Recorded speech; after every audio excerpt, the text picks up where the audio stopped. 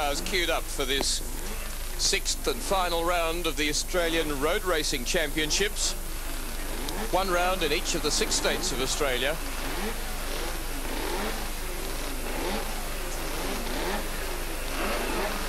And Victoria, the final round in a series that spread pretty much through the year. And going out onto the very cold, wind-torn Calder circuit where it's been windy today, rain's been on and off, and there it is. That's the new Speed Bowl on the NASCAR type stock car races on the right. That's due for November next year, so 11 months away there. And then the newly modelled Calder circuit in the left of screen, 2.4 kilometres around, and you can see them warming up there on the track. Gives you a good idea of the way around this much improved circuit. The little hill down the bottom after the very bottom section of circuit at the end of the main straight, then over that little hill, and there you see them exit from there through this very fast flip-flop section, which on a quick bike really is a very challenging section of track. Keeps sidecar riders fairly busy.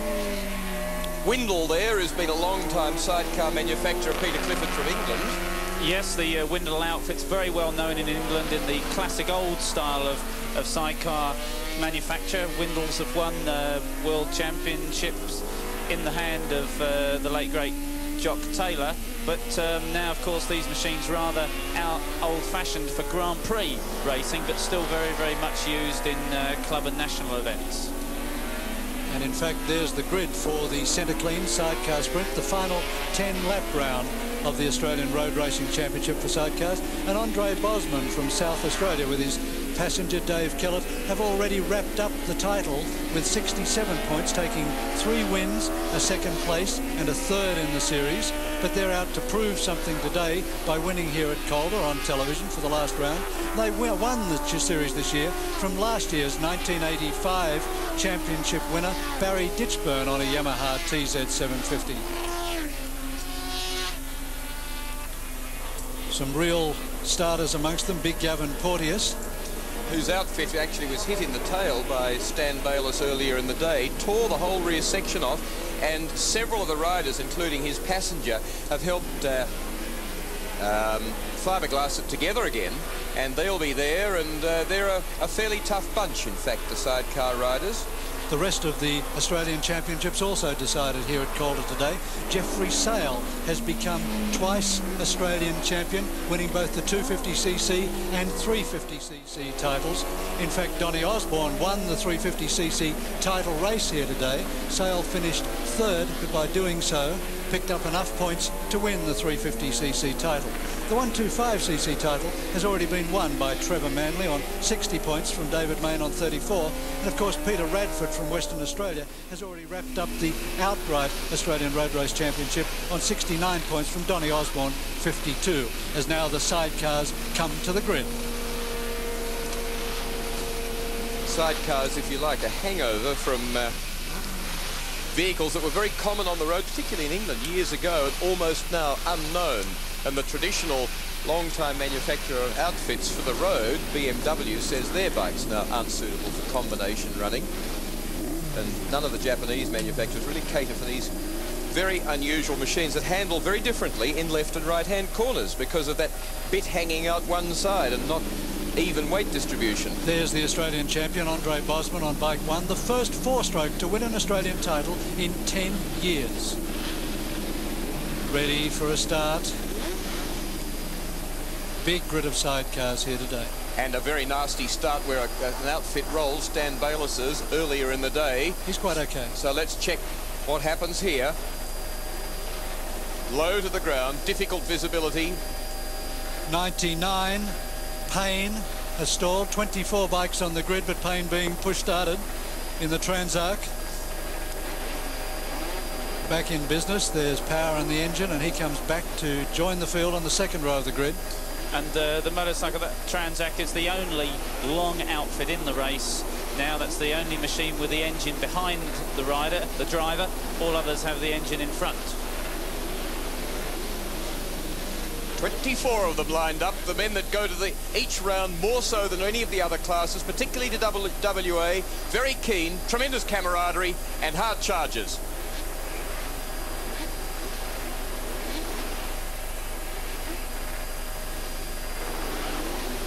Tension's really hot on the grid as the riders wait for a start. And there's another outfit coming to the line very, very late. But surprisingly, it looks as though they're going to be allowed to start. It's Herb Lamble and Rob Simmons. It's 10 laps. It's 25.4 kilometres. And surely they're not going to send him around on a full lap to join the field. Well, I think he hooked right here, yes. A rather unusual occurrence, this, running backwards down the course to join the field. And the riders on the front row just about ready to lynch this fellow now because their bikes are overheating. You can see the smoke rising from them, and no one's happy about this as plugs oil up. You just don't do this to a TZ750 engine. And finally, we might be ready for a start in the final round of the road race title. Here we go. Rag to start. They decide themselves they're off with Andre Bosman, the new Australian champion, leaping into the lead, and two-stroke engines clearing their throats, burning away the oil. But the Transac outfit number 99 of Payne and Duncan left on the line, struggling, won't move. There it is there. Bosman undertaking a late engine change in this bike between a preliminary race this morning and now. Put in his practice engine. She's done a lot of miles. Gavin Porteous and Jeff Spencer in second place at 51, and a few of them there were getting in very close company. Big Gavin Porteous. Barry Ditchburn, the 1985 title holder, right behind him. Comes out of the slipstream now, goes for a braking duel. Down the inside, Barry Ditchburn.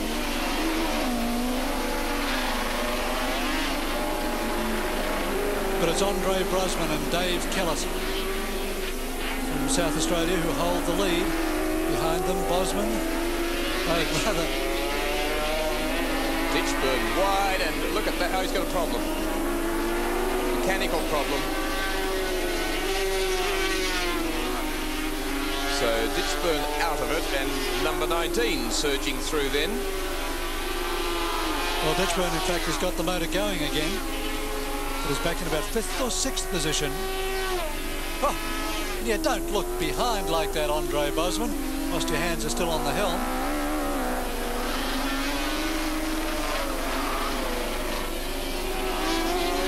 Travelling very fast over that hill and through this kink. Bosman, look at it, kicking, it's sliding, it's lifting a wheel. And Porteous at second place, working hard too. I was mistaken there, of course. Porteous with a long worm-style outfit, the second machine in the field with the engine behind the driver. But this is the leader, the four-stroke engine in front of the driver.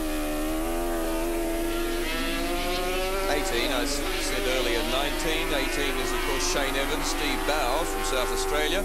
Graham Biggs tucked in behind him with the short-stroke 700cc two-stroke engine.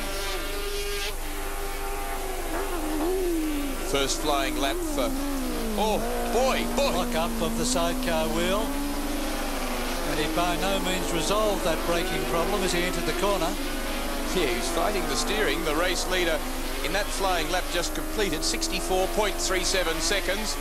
A good idea of the gaps from the air, and 134.3 kilometres an hour.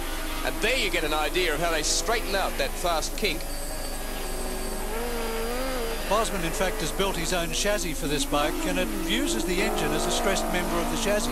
So you actually link the chassis to the front and the rear of the engine. And this is one of the things that you can do with a big four-stroke that's less advisable with the two-stroke, because the two-stroke crankcases are generally not as strong, and you can have crankshaft failures if you try and use the two-stroke engine as a stressed member. And Porteous not really that far away. There's a few seconds in it. There's 2 seconds. As in third place, Shane Evans from South Oz, not getting away from, in fact being, I think, slightly caught by Graham Biggs, Jim Colligan in 7. Evans has got the most diabolical thing under brakes you've ever seen, hasn't he? Well, most of these are diabolical, some part of their performance. There's an idea too of the run up over the hill. A very good impression actually of that little back section, which is a series of S-bends over the hill and then that fast kink. And Bosman not really getting away anymore, and he's coming up behind a tail ender which may slow him down a bit, and he's obviously still trying very hard. The outfit very, very lively, and Passenger almost missed the footing there, it looked. 2-second gap for the leaders now, gone out to 2.3, made just a little bit. Coming up to lap Brian Payne, Duncan, the Transac, which was so late away, and Bosman lapping faster now, down into the 63s.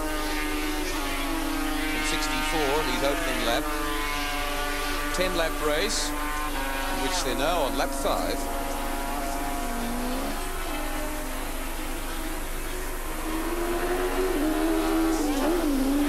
Race leader trying to build up this gap. Oh, Passenger again nearly missed his footing. I don't know whether they're losing concentration because they're out in front, but he nearly missed his handhold, and that would have been disaster. It'll be hard to go back to work in Adelaide on Monday and explain that to the boss, because Andre Bosman is his boss. 1.48 seconds is the gap now between first and second place, and after breaks at the end of the S's there, with the race leader mono-wheeling, it's still about the same. So Porteous, who really needs about another 15 to 20 horsepower to come out to a similar power-to-weight ratio with most other runners, is doing well on 51 in second place.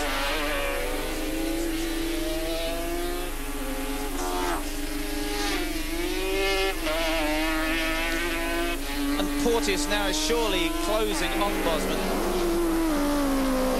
Oh boy, is he ever. And he's ran wide there, Porteous ran wide, and he may have missed the gear. So Bosman got away again. But got ragged as well. How would you like to be hanging off the back of that little platform at such incredible speed? Boy. 29, Michael Hemming, Christopher Hemming. 998 Kawasaki 4-stroke. Absolutely zapped by the leader. But this race certainly isn't over. I think Porteous is going to pressure him all the way to the finish. And 1.2 seconds only. See the back end of it where it was all torn off in the accident where Stan Bayliss hit the bike earlier in the day. It's been fiberglassed underneath, taped on top for a little bit of security.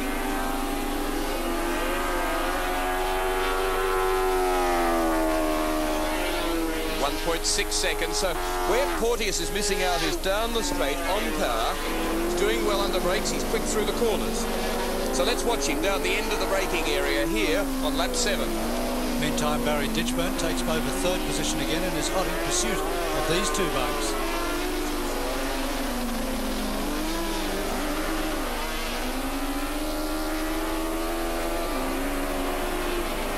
The dice for first and second position. Porteous lucky not to be held up by the back marker through that very tight right-left. 0.9 of a second now, closest they've been up the back straight. Porteous inside, lost a bit of ground, having to run wide, but he had to get past the back marker before they got into the corner. A good bit of driving from Porteous. Slide, look at, you can see the size of the man there. He's going to borrow his leathers, which he made very generously available, incidentally. And you can see further just behind us here, bike 32 charging down now under our camera. And that's third placed Barry Ditchburn with Laurie Genova sitting beside him. Brother of Vince, who owns the bike, half owns the bike that Donny Osmond's running in the Swann series, the 500 Honda. Ditchburn gets ever so slightly closer. Porteous does too.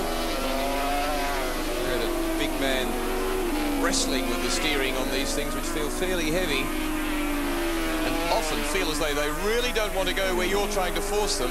The machine you can't be gentle with. 0.6 of a second now up the back straight. And once more Porteous has to go inside a tail ender into that tricky right-hander. Loses a little bit of ground perhaps to the leader Bosman. Oh, sliding onto the dirt. The back end came round, the traction was lost, and out went the sidecar wheel onto the dirt, but Porteous just kept it wound on. Bosman waving to somebody in the pits. I don't know whether he's telling them to put the kettle on or what. He's certainly on the boil out there, isn't he?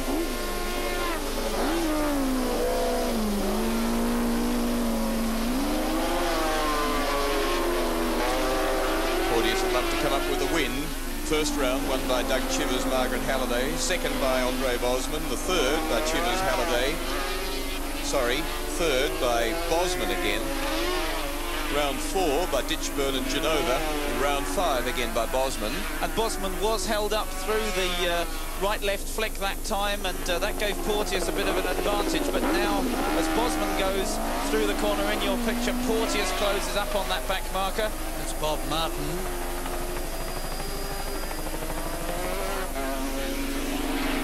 Porteous gets through him, but it's probably too late as they go out on their last lap.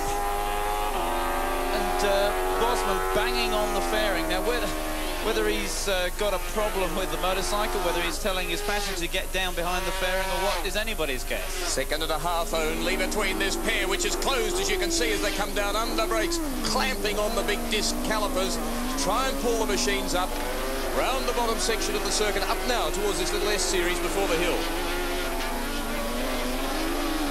Much, much closer as they come through the S's.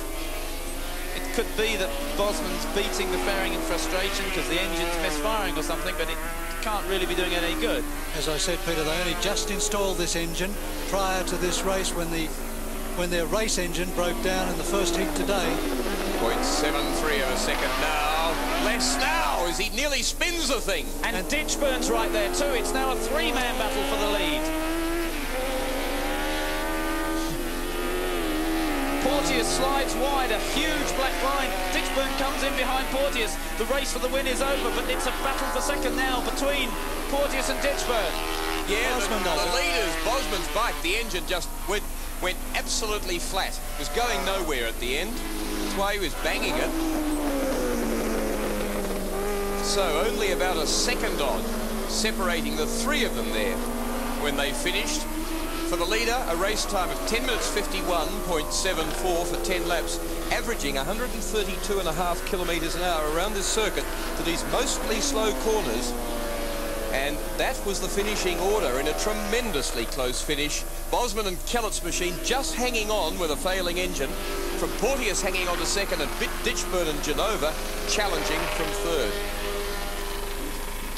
And Andre Bosman takes the Australian Championship with 82 points from Barry Ditchburn on 59. And now it's time for our intemperate adventurers, Peter Clifford and Will Hagan, to put their credibility on the line as they leave the commentary position to try